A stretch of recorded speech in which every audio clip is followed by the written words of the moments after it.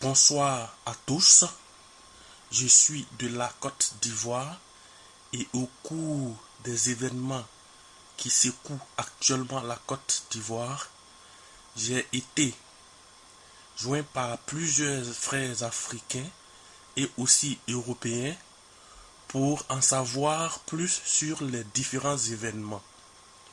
En général, voilà comment les frères africains me posaient leurs préoccupations. Ils me disaient en général, mais qu'est-ce que veut l'ONU encore de vous? Et les Européens, eux, c'était plutôt du genre, ben vous les Africains, vous avez certainement essayé de lire un président sans organisation précise au préalable. Mais n'étant pas juriste, j'ai fait des recherches pour mieux comprendre la situation. J'ai écouté un peu toutes les parties dans leur développement et j'ai recensé les thèmes qui se recoupaient et ceci m'a permis de construire le schéma suivant pour répondre à ma manière aux différentes préoccupations de mes amis. Voilà donc ce schéma. En un, nous aurons la présentation de l'analyse qui est constituée des objectifs de cette intervention que je viens de vous faire tout à l'heure. Et ensuite, nous avons en deuxième position du 1, la mémoire des morts. En 2, nous parlerons de l'ONU en Côte d'Ivoire. Et nous allons nous demander comment et pourquoi l'ONU est-elle présente en Côte d'Ivoire. Dans sa deuxième partie, nous aurons l'ONU, nous nous poserons la question de savoir est-ce que l'ONU est une force envahissante et impérialiste. De là découle automatiquement le rôle de l'ONU en Côte d'Ivoire. Et nous allons voir le recoupement du travail de l'ONU avec celui de la Cour constitutionnelle ivoirienne. Nous allons ouvrir le débat sur la limite des compétences de ces deux instances. Après, en 4, nous aurons les problèmes autour de la CEI qui, je vous le rappelle, est la Commission électorale indépendante de la Côte d'Ivoire. Nous parlerons de sa composition. Nous évoquerons le danger lié au fait de considérer que la CEI est partiale. Et le mot inévitable qu'on entend régulièrement dans cette élection, c'est le consensus qui sera développé en 5. Nous allons écouter des vidéos où des spécialistes en la matière nous donneront leur méthode de travail, c'est-à-dire le consensus comme méthode de travail pour la CEI. Ensuite, nous allons analyser et essayer de voir à quel moment ce blocus a pu intervenir au niveau de la CEI. Donc l'analyse et le résultat incompréhensible pour tous du blocus de la CEI. En 6, nous allons passer à l'appel à tous les peuples du monde entier. Nous parlerons à l'intérieur de ce chapitre de l'acte suprême à éviter quand rien ne va plus. Et nous ferons des vœux de paix à la fin. Nous continuons donc avec ce schéma. Pour ce qui concerne le grand 1, la présentation de l'analyse, nous ne sommes pas ici à la recherche d'une certaine unanimité, mais surtout, nous voulons simplement faire notre humble analyse d'une situation donnée.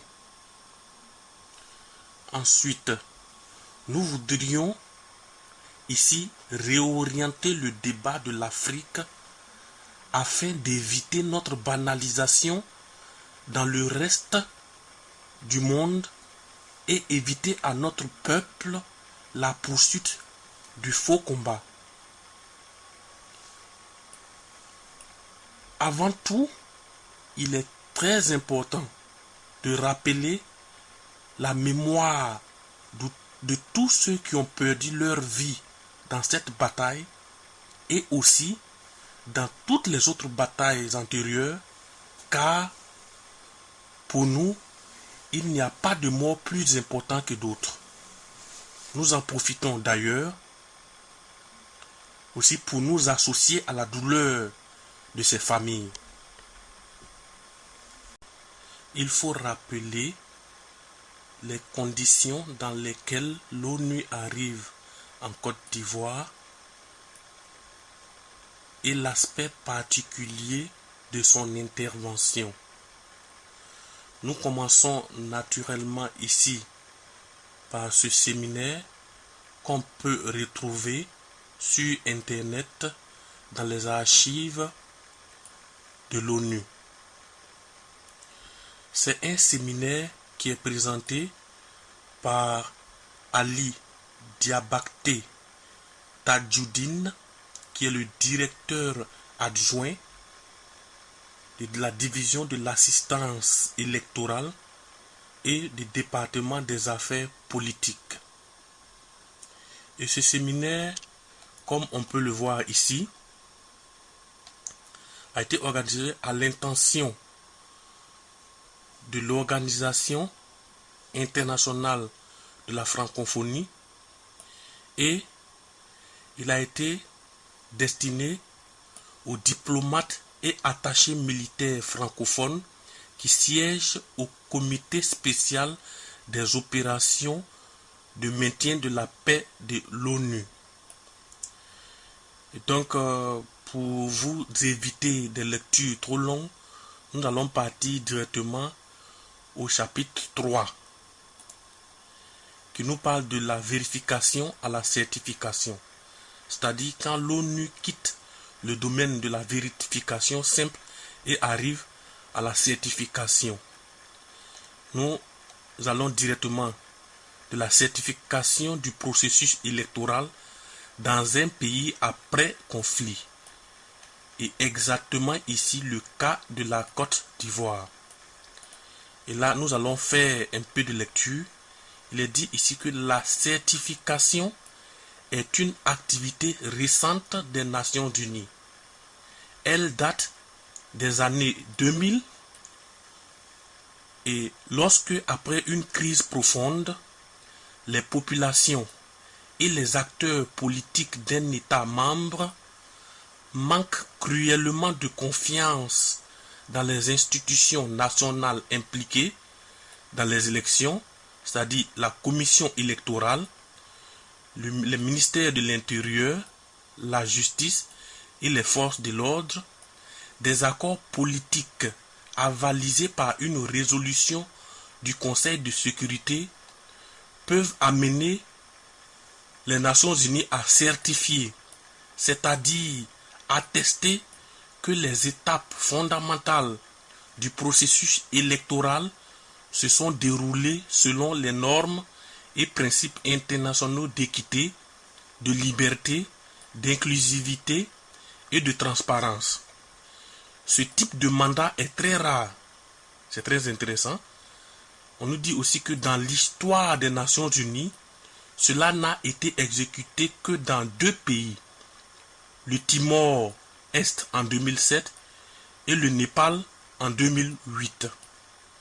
Et le 3e mandat de certification concerne le processus électoral en Côte d'Ivoire.